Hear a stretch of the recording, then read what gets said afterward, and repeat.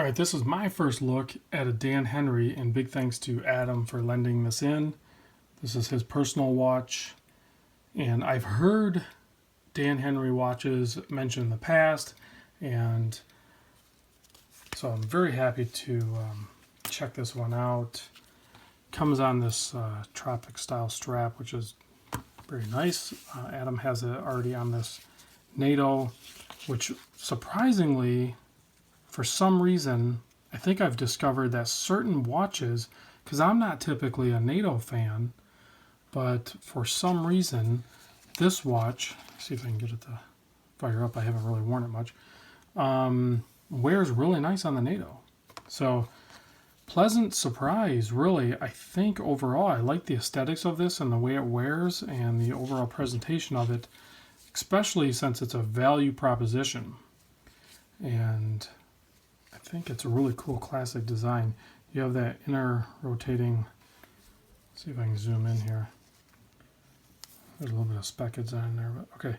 So you can see that inner chapter there, bezel, if you will, rotates with this top crown, and that is your dive timer. They call this the, it's named the 1970 automatic diver. Then you have the screw down crown, which has a nice pop to it. Let me zoom back out here.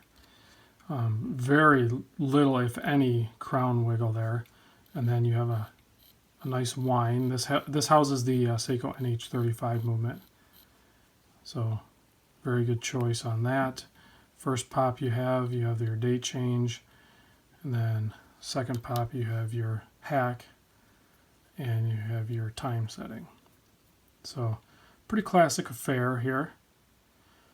I'll show you on their website here in a minute a different color option that I kind of was digging. This also comes in two different sizes. It comes in a 40 and then I think a 44. We'll look at that here in a second. But for me personally, and maybe it's just the where I'm at right now with my watches, I really prefer this 40. But if you have a larger wrist, a 44 would definitely work fine.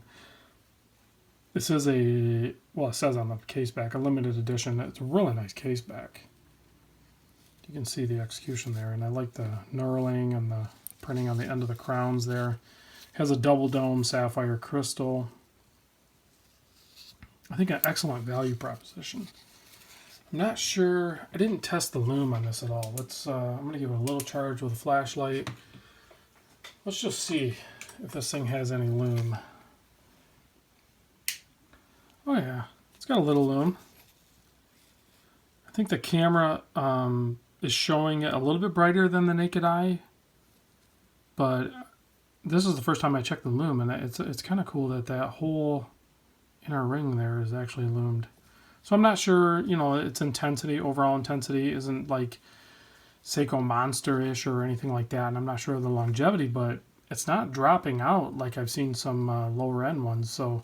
But there doesn't seem to be any Loom on the hands, so that's kind of bizarre. But again, this is a value proposition type watch here, so let's keep an open mind on that.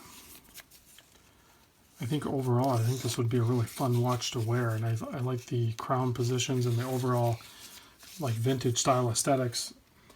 Without keeping this video too long, I do want to show you that orange version. I think that's really cool. You guys know I'm a sucker for orange. So real quick over the specs, if you go to their website, and I'll put a link down in the description, you do have the 40 and the 44. This one obviously is the 40 mil. It's 14 thick. It's a little thick, 22 lugs, 46 lug to lug. That makes it wear really good. 200 meter depth rating. There again, it's the NH35. Lumens, and you can see all that stuff, and you can order it. It comes with that roll you kind of seen in the background, which is a nice kind of little travel roll. Not that I don't use those a ton, but where was the price? Oh, $250. That's what I was impressed with. I think overall, I think the package for $250, you take in consideration that on top of the aesthetics and everything, I think you have a pretty nice watch. It's something I would definitely wear. I think I would. I didn't try it yet, but this strap is really nice. Feels like it's got a little bit of stretch to it because of the perforations, and then it has those cutouts there for breathing and everything. But I think this watch may be on a mesh. I think I've even seen a couple of pictures on the internet with it on a mesh strap or something. You definitely have some options. And like I said, I'm not a NATO guy, and I'm not sure the brand of this NATO, but I think on a really good NATO, or even this one seems like it's pretty good. This thing wears really good on a NATO. So with those nice turned down lugs and everything, I think this is definitely a good value proposition here. I'm not sure about the other Dan Henry models, but this 40 millimeter diver at $250, or maybe even on the used market, whatever options there are, I think it's definitely a watch to consider at that price point. If aesthetically, if it pleases you, then you can definitely do worse.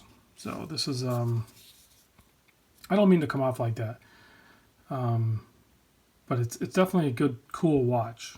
Does that make sense? There's tons of options in that price range, but to stand out and be different, I really like that orange one. I would like to see that one with the orange ring. And the way it wears is very comfortable. At $250, I think that's a good value. I gotta add something. I couldn't end the video that way. Hopefully, I came across in the presentation of this watch that you guys understand that I truly think this is a good watch. I really do.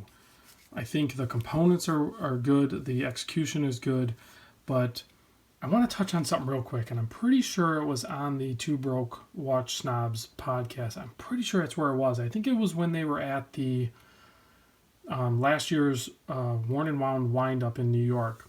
Dan Henry was there, and I think they visited his booth, or you'll have to look back at one of their series. I don't remember which one it was, but they told a little story in their recap of that wind-up. So if you look at their recap of wind-up of 2018, it might be in that episode if you look it up.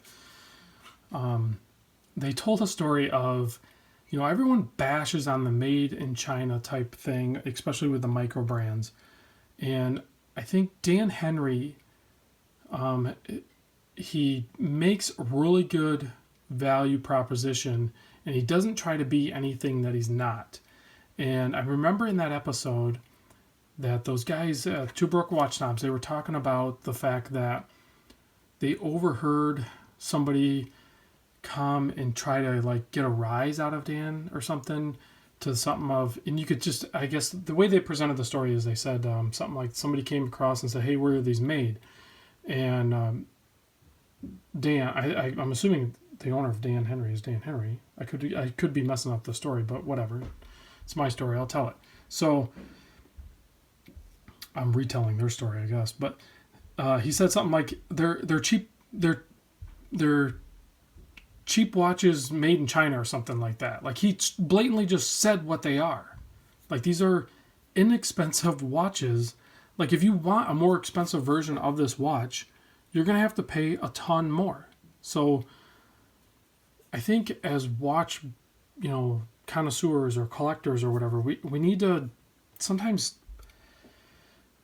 step back, check your little bit of your ego that you think you have about watches at the door, and understand that ultimately they're watches. And do you like it? Yes. Okay. Is it a good watch? Yes. Okay. How much is it? $250. Dang, I can afford that. Buy the dang thing. Okay? Stop worrying about where it's made and all that other junk. So these are value proposition watches, no different than, say a Seiko SKX. These are all made in Malaysia and China and everything like that. Nobody complains about that. These aren't made in some, crazy well-known factory and with, I don't know.